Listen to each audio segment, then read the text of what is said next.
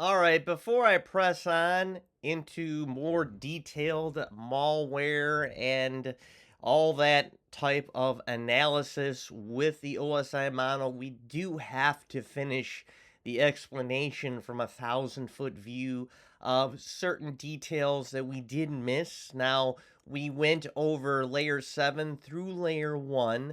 However, the layer 4 technology or explanation was was purposefully left out simply because I didn't want the video to drag on forever and a day. So layer 4 transport layer, that defines the type of, I'm going to say, the type of request that is made from client to server and everything in between. Now, the two types of, or two flavors, if you will, of requests in the transport layer are TCP and UDP. Now, the TCP is a connection oriented, I'm going to say, request, and UDP is not connection oriented, it's actually connectionless oriented. So, despite my repeated use of the word oriented or orientated, I hate it when I happen to use the same word over and over, and my apologies.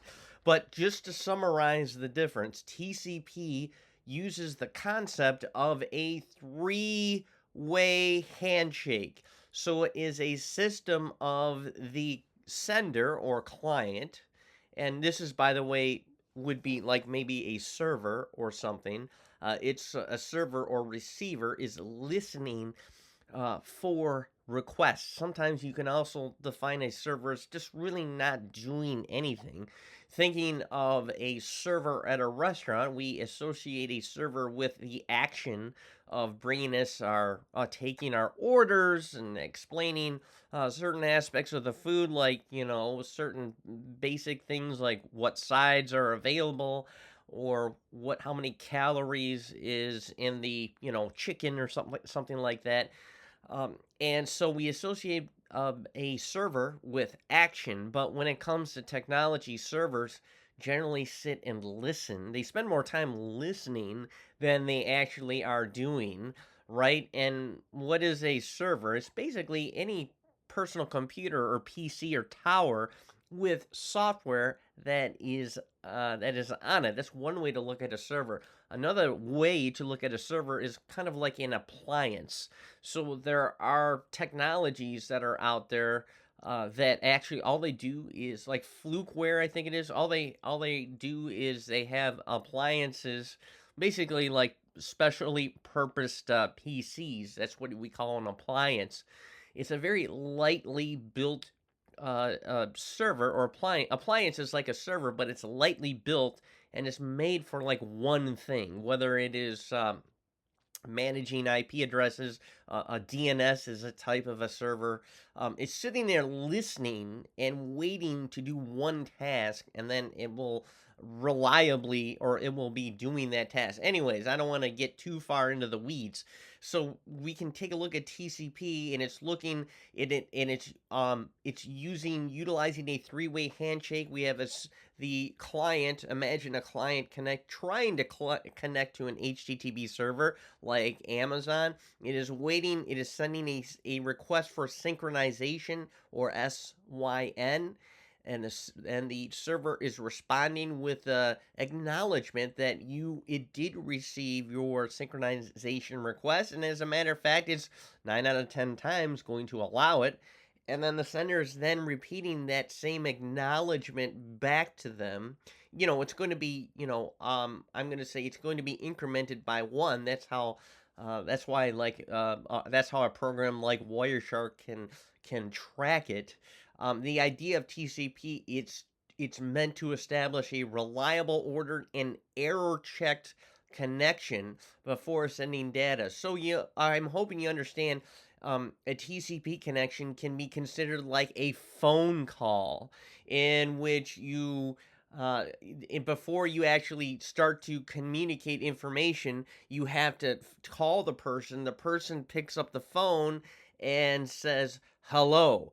And obviously, once the other person says hello, you can then say, "Hey, I wanted to relay to you the details about the upcoming vacation. We're going to meet here, and this is how much money you have to bring. Here are the supplies you have to bring." And things like that. So before you actually give the other person the real core information of why you even called or why they called you or what the purpose was, you actually have to establish that connection, if you will. Let's say, for example, you're planning a trip with a singles organization. Maybe it's a ski trip. So obviously you want to call different people, or maybe they call you to say, "Hey, what's going on?" But before you start to give them the information, there has to be a mutual pickup of the phone saying hello, and then once there is a connection that is established, you can begin the conversation. Um, UDP is different. UDP may be like a text message in which you send out information and you do not need that mutual connection before that information is sent. So in other words, UDP does not have that three-way handshake. Okay, so in other words, you just start talking. That's why I consider a text message more like UDP. Okay. Now, use cases. If TCP is much more reliable than UDP, why aren't all connections like TCP? For example, landlord tenant. If you've ever stayed, if you've ever rented, you know that there might be issues with maybe the landlord promised heat or air conditioning, the air conditioning unit or the heating unit goes down. So you gotta call the landlord to say, "Hey, listen, I pay rent. I pay it on time. You come here now and fix it, or else I'm going to withhold rent." I mean, that's actually illegal. You cannot withhold rent. But what you can do is prove to the court, for example, that you have gone through legal channels to talk to the landlord. How do you prove it? Well, you utilize things like, priority mail, which actually it would be legal proof that you did, quote unquote, serve the landlord with your requests. And if you can prove that you communicated with the landlord for these specific requests, then for example, you can actually take your landlord to small claims court to actually get some of your rent back, but you cannot use it as a justification to not pay rent, if this is making sense. So anyways, looking back at the difference between priority mail and regular mail, why would if for example, priority mail can be used as legal proof, and it has all these extra services attached to it, like forcing the recipient to sign that they received they received the mail. Why wouldn't all mail, for example, be sent priority? Well, the answer is comes with a cost. It costs money to send the extra postage and the extra services for priority mail. So it's similar to TCP. It takes a lot of bandwidth and latency, possibly, especially when you're utilizing protocols on a very, very, I'm going to say, low latency needed communication line.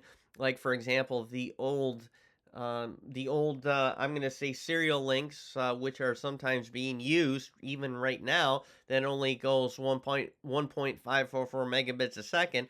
Now, if you're using fiber optic connections that can go 100 megabits a second or a gig speed, then guess what? That type of latency isn't a big deal. But when you're talking about the old telephone lines that are still used in production at Stellantis and at Ford, you want to make sure you have the lowest amount of latency. So TCP type connections might be, frowned upon if those are the lines that you're going to connect to. So looking at TCP, you would only use TCP when you need it. For example, web browsing, email, file transfer like FTP. Now UDP is going to naturally have definitely have low latency, and as it's used for real-time applications where speed is prioritized over losing a few packets, for example, voice over IP, live video streaming, and for example, online video gaming and online poker and things like that. So that is the inside scoop and a little bit more detail about the difference between TCP and UDP in the layer 4 transport layer of the OSI model.